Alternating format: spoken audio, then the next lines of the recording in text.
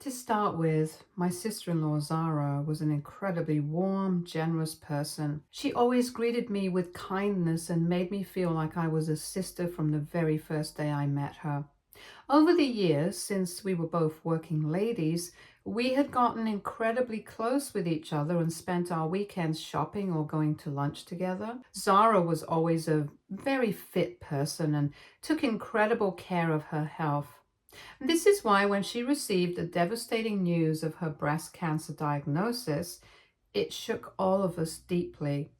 We rallied around her and gave her our support to fight back against the cancer. I made it a point to visit her regularly during her chemotherapy sessions, to spend time with her or watch over my baby niece whenever I could. During one of my visits to her place, as we sat together in her living room, she shared with me a piece of news that shattered my heart. Her voice trembled as she revealed that her doctors had delivered a crushing update. Her cancer was aggressive and was resistant to treatment. They had given her a prognosis that left little room for hope. The weight of her words hung heavy in the air, and I struggled to find the right words to comfort her. In that vulnerable moment, I asked her what I could do to make things easier for her. Her eyes, usually so full of warmth and laughter, now reflected a mix of fear and resignation. She told me that she was grateful for everything that I had done for her and wished she didn't have to burden me with a secret that she had kept hidden from everyone. I firmly told her that she had nothing to apologize for and that I would do anything for her, no questions asked. It was then that she entrusted me with a secret she had never revealed to anyone, including her own parents. She confided in me that years ago, during her college days, she endured a harrowing experience that had haunted her ever since. It was at a party, a night blurred by too much alcohol, when she found herself the victim of a sexual assault. The perpetrator wore a mask, making it impossible for her to identify him. The trauma of that night had left deep scars that she had carried silently for years. As she recounted the events of that fateful evening, I listened in horror. She was in a relationship with my brother at the time. Hence, naturally, she turned to him for support and comfort, hoping that he would be the one person in the world who would understand her. However, instead of finding solace in his embrace, she was met with disbelief and blame. My brother couldn't comprehend how another man could violate her in such a way, and in his shock, he started questioning her about her actions. He implied that perhaps it was her attire or behavior towards the guy in the party that had invited the assault on her. He refused to believe that a man would just do something like this to a woman without the woman giving him some type of signal. Sister-in-law was devastated that he was questioning her this way. The weight of shame and guilt unfairly placed upon her shoulders by someone she loved only added to her anguish. Despite this, she gathered the courage to report the assault to the police and even went for a medical test, which proved her statement about the assault, since she wanted the perpetrator punished. However, unfortunately for my sister-in-law, she lived in a college neighborhood where parties were commonplace and thousands of students mingled under the cover of night, so the police could not identify the masked assailant, no matter how much they tried.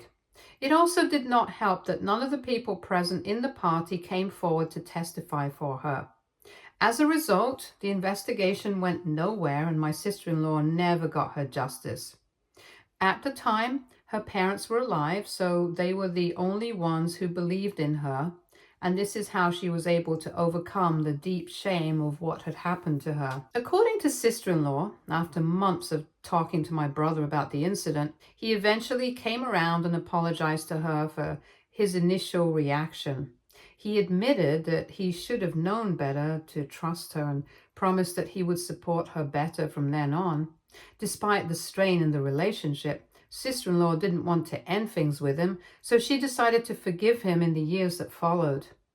Although my brother tried his best to be there for her, she was always haunted by the incident. I was devastated hearing this since my brother had never mentioned any of this to me. Sister-in-law pointed out to me how my brother never liked talking about this, and he had in fact told sister-in-law to always keep this incident a secret, as if it was dirty for others to find out. I squeezed sister-in-law's hand softly and told her that I did not judge her for anything that had happened to her, because it was never her fault. Sister-in-law smiled back wryly and told me that she had more to tell me. She spoke haltingly, as if each word was both a confession and a plea for understanding. She then revealed that she had been sexually assaulted again after the first incident, but this time it was by her former boss at her previous job. I remembered how 2 to 3 years ago she had left her job out of the blue, even though she had always liked working at her position. Sister-in-law had never told me the reason why until then. Her hands trembled as she recounted the fear and helplessness she felt during the second assault. She told me she felt numb with shock during the entire thing and was only able to move once the assault had ended. Tears streamed down her face as she fled the scene in a haze, her whole body shaking with the weight of what had just happened. She described feeling disconnected from everything, as if she were experiencing the entire ordeal from outside her own body. Later, when she sat in her car crying, her initial thoughts turned to my brother, and she knew from his last reaction that he would again blame her this time.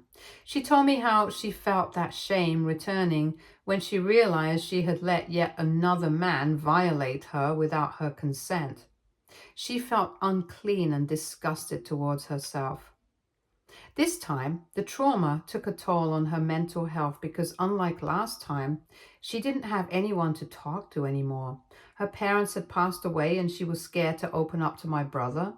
As a result, she plunged into depression and even had a few panic attacks. Sister-in-law told me that she wrestled with the decision to report the assault to the police and get her boss arrested or protect her marriage. Then, 3 weeks later, she discovered she was pregnant. At that moment, she knew with certainty that the child was not my brother's. The weight of this realization depressed her further. She was unsure of how to break the news to my brother, since she thought he would definitely ask her for a divorce. As a result, due to her depleting mental health, sister-in-law had resolved to end her life. She told me how at that time she felt so helpless since she lacked the strength to terminate the pregnancy and also didn't want people to find out about her assaults. I listened to her story, holding back tears, not able to believe everything she had gone through, silently without any of us realizing anything. Sister-in-law continued to tell me how the evening when she had chosen to end her life with sleeping pills, everything suddenly changed when my brother, out of nowhere, discovered the positive pregnancy tests in the washroom. Instead of waiting for an explanation, he started jumping up and down in joy, expressing his happiness that she was pregnant and that they could finally start a family together. Caught up in his jubilation and enveloped in his embrace, she found herself unable to shatter his happiness with the truth.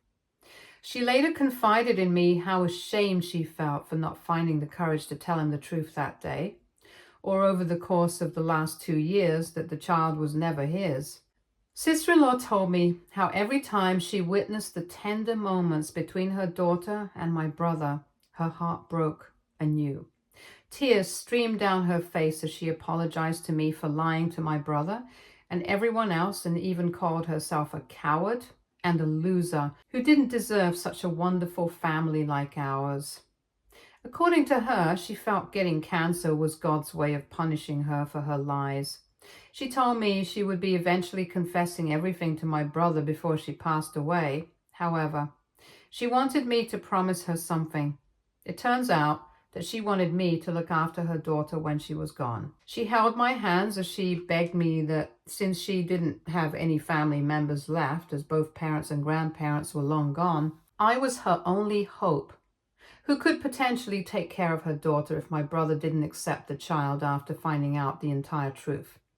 I was quite shaken after hearing everything and took some time to process everything. As a woman myself, I felt a deep sympathy for everything she had been through. I knew she was telling me the entire truth because she was dying and needed to get everything off her chest. Of course, I understood that she had lied to my brother all this time about being the father of the baby, but she was also clearly remorseful, and at this point, there was nothing I could do other than to assure her that I would raise my niece myself if I had to. She breathed a sigh of relief after I made my promise to her. Over the weeks, as sister-in-law's illness progressed, I continued to visit her, holding on to her hope of survival even as the reality of her condition grew stark. Through it all, she remained courageous as much as she could. In the end, she passed away peacefully in her sleep. Her absence has left a void, but her spirit continues to still inspire me to live this life with compassion and gratitude. She has taught me that even in the darkest moments, there can be moments of grace and beauty if only we have the strength to see them. She was more than a sister-in-law to me. She was my friend and a true confidant. After her passing, my brother shared with me the contents of a letter left behind by my sister-in-law, laying bare the painful truths she had confided in me earlier. It was a heartbreaking revelation for him to learn that the child he had embraced with such joy was not biologically his own. His grief and anger were palpable as he grappled with this new reality, compounded by the recent loss of his wife. In his sorrow, he could not bring himself to hold the baby any longer, instead informing our parents and me that he would be giving her up. I firmly told him that sister-in-law wanted me to look after my niece, so I wanted to take care of her if he no longer wanted her. And this is how I brought my niece into my home without any hesitation. I felt so sad for her since she had just lost her mother and with no other family left. Her parents and grandparents long gone, I knew she needed a stable and loving environment at the time. Later, when we gathered for the reading of my sister-in-law's will, emotions were already high since everyone by then already knew that my niece didn't belong to my brother. A lot of my family members were divided about this news. However, sister-in-law was no longer with us to take on their wrath. According to her will, she had made clear and deliberate provisions for her daughter's future, leaving every asset and resource she had made over the years for her daughter's well-being. Since sister-in-law had received an inheritance from both her parents as well as her grandparents, she had a considerable amount of money to give. To my brother's disappointment, there was nothing allocated to him, a decision that only deepened his pain and sense of betrayal, and he loudly exclaimed how it was wrong of her to not leave him anything. In her will, sister-in-law had exclusively mentioned that she entrusted the management of these funds to me if I would be willing to take on the role of caring for her daughter. I was surprised by this news, and so was everyone else who was present. I guess this is why sister-in-law wanted me to make that promise to her weeks ago before she passed away, so she could change her will accordingly. She was right to trust her instincts and not let my brother have access to her funds, because if that were the case, he would have never let my niece have anything and would have abandoned her without any money. Since my brother was unwilling to continue caring for the child, I was eventually granted full custody of my niece, and with access to the financial provisions I had received, I have been able to take care of her all these years. My brother did try to fight me regarding the money sister-in-law had left behind, since he felt he was entitled to receiving at least half of it. However, the judge didn't listen to him. In anger, my brother told me that he wanted nothing to do with sister-in-law's daughter, and instead that he never wanted to see my face again since I had clearly betrayed him by taking in the girl. I firmly told him that I was sorry for all the hurt he felt, but I was not going to go back on my promise to my sister-in-law. I recognized that my sister-in-law had been wrong in withholding the truth from my brother.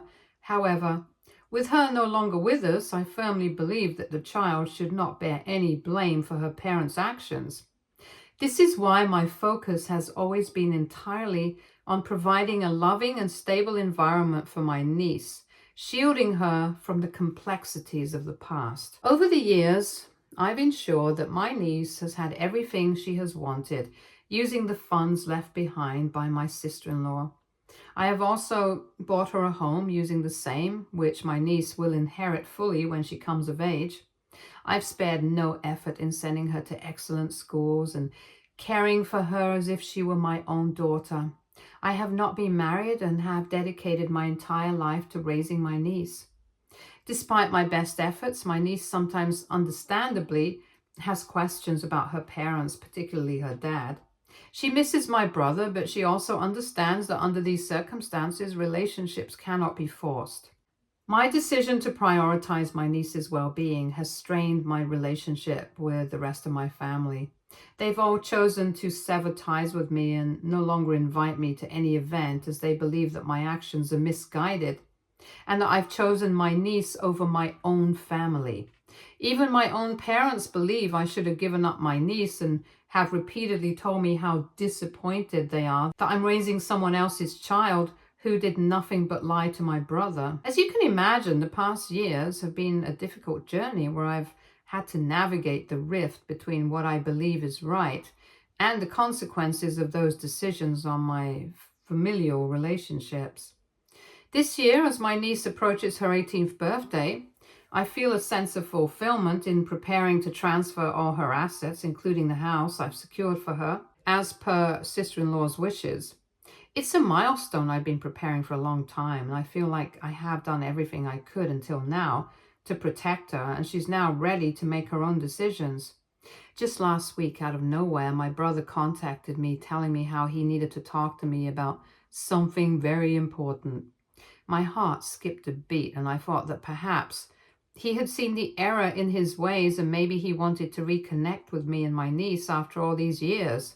I agreed to meet up with him, but I didn't want my niece to find out and give her false hopes before I could find out the actual reason behind his visit. Hence, I arranged for us to meet while she would be at school. When my brother arrived, there was a mix of anticipation and genuine warmth as we caught up with small talk. My brother told me how he had since remarried, and I was pleasantly surprised to hear that he even had 2 children of his own.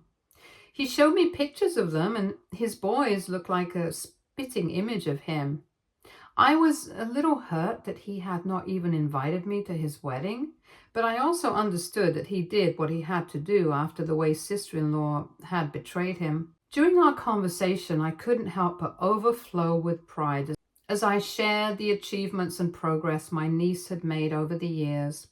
I told my brother how she would sometimes ask about him and was quite mature for her age, hoping that he would tell me that he wanted to meet with her perhaps.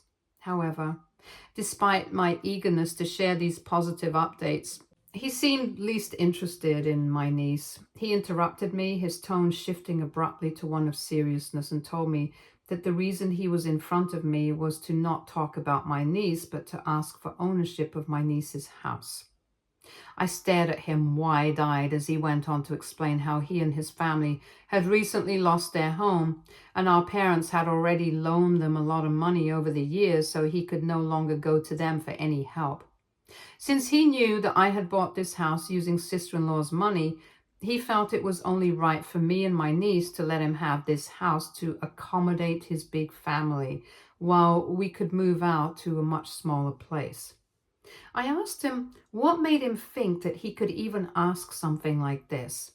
My brother went on to justify how in the past he had done a lot for sister-in-law, but according to him, that woman had turned out to be nothing but a leech. Now, I knew this wasn't true, since sister-in-law always had a job and paid for her own share of the house when she lived with my brother. Even when she underwent her chemo treatment, she paid for her expenses and also had health insurance. I pointed this out to my brother and told him that it was unfair of him to expect a house from all of this when he did not even bother raising my niece after sister-in-law passed away. However, this only pissed him off, and he told me how, as his sister, I should stop holding a candle for a dead woman who was long gone and instead help him and his family secure this house before my niece could turn 18.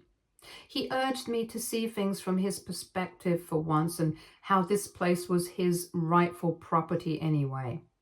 The weight of his words hung heavy in the air as I processed his request. I couldn't help but wrestle with the implications of such a decision. The house represented not just a physical asset, but a symbol of security and stability, carefully planned for my niece's future. To relinquish it, no matter how much my brother needed it, would mean compromising on promises made and jeopardizing the stability I had worked so hard to provide. My niece's well-being and future were paramount, and any decision regarding her assets needed to be made with her best interests at heart, regardless of the challenges and emotions involved. In that moment, I realized the gravity of the situation and the importance of standing firm in what I believed was right. I firmly told him I couldn't support his request because he needed to take responsibility for his own family instead of relying on his deceased wife's assets. I continued to tell him how ashamed I was that he even thought that this was an option and he had relinquished all rights when he had given up custody of the daughter to me after sister-in-law's death. My brother's face flushed red with anger at my response, but I continued before he could interrupt again. I expressed my disappointment that he had not been there for my niece throughout all these years. I didn't hold back in reminding him that while I understood that sister-in-law had betrayed him, he should also understand that she had been a victim of numerous traumas. It was unfair for him to shift blame onto her now, especially considering he hadn't supported her after her first sexual assault. His eyes widened in surprise when I told him this, and he demanded to know how I knew about that since no one besides him knew the truth. This is when I explained to him that sister-in-law had confided everything to me and entrusted me with the responsibility of caring for my niece before she passed away. Upon hearing this, my brother became accusatory, claiming I had blindsided him and told me how I was a liar, just like sister-in-law. I shook my head and countered by reminding him that sister-in-law had been terminally ill and had suffered enough. After all the years of him not taking responsibility for my niece while I had done everything in my power to support her, he had no grounds to dredge up the past and complain about it now just because he wanted sister-in-law's money. I was tired of him acting like a victim all the time. It was frustrating to see him shift blame and demand entitlement when he hadn't been financially supportive of my niece all these years. His audacity to come after 16 years and request ownership of her house felt like a slap in the face, disregarding all the sacrifices and efforts I had made to ensure my niece's well-being and future stability. My brother was pissed I was not giving in to his demands. Ever since our conversation, him and my parents have been repeatedly calling me, demanding that I am being difficult for no reason and that I should have family loyalty for them rather than my niece. It's so weird and scary that when it comes to money, even your blood relations can turn into animals. AITA for standing up for my niece and refusing to give in to my brother's ridiculous demands? Update 1. First of all, I'm blown away by how sweet everyone has been in my DMs and in the comments. Thank you for making me smile. Secondly, I cannot tell you the number of women who have reached out to me talking about how they have gone through what sister-in-law went through and how sorry they feel for her. I wish I could give each and every one of you a big, tight hug and take away your pain. Sexual assault is the worst thing that can happen to a woman, and I wish someone could have helped sister-in-law at the time. She was not a bad person. She didn't deserve to go through what she went through. It's sad that I even have to defend her, but just because you have never been sexually assaulted doesn't mean other people don't go through it. My sister-in-law had fought back during the first assault, showing incredible courage despite the trauma. However, the second incident left her more shaken, and she was understandably frozen in fear, which is what happens, unfortunately, to most victims of sexual assault. I truly wish she had felt comfortable enough to open up to me sooner, because I would have supported her in every way possible. Knowing what she went through breaks my heart, and I only wish I could have been there for her during those dark times. Now, coming on to some of you who are calling my sister-in-law a cheater and not believing her story, I pray to God you never have to go through such a traumatic thing and then have people question you.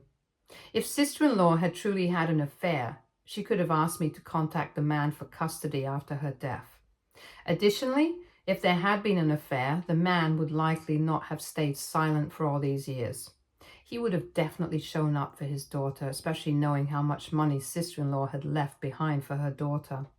Also, if she had indeed had an affair, I'm certain she would have wanted her daughter to know her biological father as well, and would have definitely told me. Until her last breath, sister-in-law did everything she could to protect her daughter. Update 2. I sat down with my niece and explained to her that my brother had recently come to talk to me and his main intention was to take possession of the house. I warned her to be cautious if he ever approached her. As I spoke, I could see the anger and hurt in her eyes. She had held on to hope for so many years, hoping that one day her father would reach out to her because he genuinely cared. But now, discovering that his contact was motivated by his own needs, she felt betrayed. "I can't believe him," she told me, her voice trembling with emotion. "After all this time, he only reached out when he needed something." She assured me that she wanted nothing to do with him. She told me how glad she was that her mother didn't leave him anything. She then gave me a hug and told me how grateful she was for everything I had done for her over the years. Her words were both heartbreaking and empowering to hear. It made me teary-eyed as I realized that despite the pain of her father's actions, she was strong and determined to move forward without him. Update 3. After talking with my niece, I decided to send a detailed email to my parents and my brother to document everything and make my stance clear. In the email, I outlined our recent conversations and emphasized that they had no right to ask me to give my niece's home to my brother. I explained that this request amounted to financial fraud and made it clear that I would take legal action if my brother ever tried to visit me or my niece again to ask for the house for his family. I reminded my brother that he had forfeited all rights when he chose not to care for his daughter. I also shared the numerous hardships and struggles I had faced in raising my niece on my own without any prior experience. I described the emotional, financial, and logistical challenges I had overcome to provide her with a stable, loving home. I further reminded him that he had never paid child support or even checked in on his daughter all these years. I pointed out that both he and my parents should feel nothing but shame for trying to take something that didn't belong to them. I emphasized that they had no right to suddenly step in and make demands after all this time, especially when they had contributed nothing to her upbringing and well-being. The email was long and heartfelt, a testament to the sacrifices I had made for my niece. I underscored my commitment that I would continue to protect her and honor sister-in-law's wishes no matter what. My message was firm and unequivocal. They had lost their right to be part of her life through their neglect and lack of support, and they had no place in her future now. I never received any reply after sending that email. However, my brother and my parents have not contacted me again, which is good enough for me. The silence speaks volumes, and I'm relieved to have some peace and to know that they won't interfere with my niece's life any further. As for my niece, she is busy preparing for her prom and her upcoming birthday party. Watching her navigate these exciting moments fills me with immense pride. I'm so proud of the woman she has become and can't wait to be there for her at every major milestone in her future. It already makes me emotional to think about how much she has grown up and how she looks so much like sister-in-law now, especially her lips and eyebrows. I see sister-in-law's strength and resilience in my niece every day. I just hope that she can be as brave as her mother no matter what she does. Stay tuned for more stories from our girl relationships.